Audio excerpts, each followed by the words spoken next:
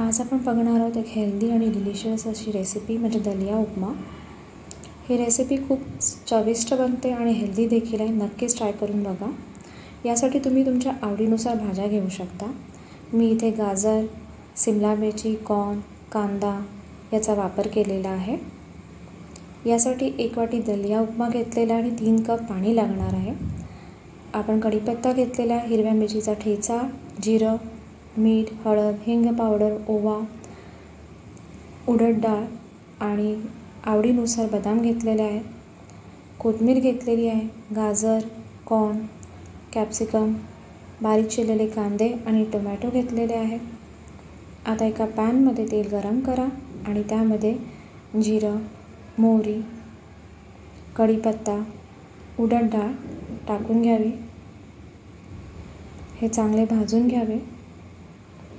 आता याच्यामध्ये हिरव्या मिरचीचा ठेचा आणि लसणाचा ठेचा टाकलेला आहे. हळद पावडर टाकलेली आहे. हिंग पावडर चिमूटभर टाकलेली आहे. धनजिरा पावडर टाकलेली आहे. मी बदाम टाकून घेतलेले आहे. चवीनुसार मीठ टाकलेले आहे. आता बारीक चिरलेला कांदा टाकलेला आहे. कांदा पूर्णपणे भाजून झाल्यानंतरच त्यामध्ये टोमॅटो टाकून घ्यावा. आता तुमच्या आवडीनुसार तुम्ही भाज्या टाकून घेऊ शकता. सिमला मिरची, गाजर, कॉर्न मिक्स करून घ्या हे सर्व आणि 1 मिनटं वाफ आणून द्या.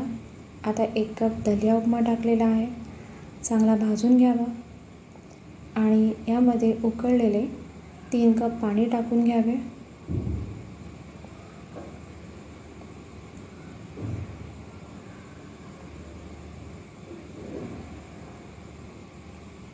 कोथिंबीर टाकून घ्यावी आणि 2 ते 3 मिनटं शिजून द्यावा.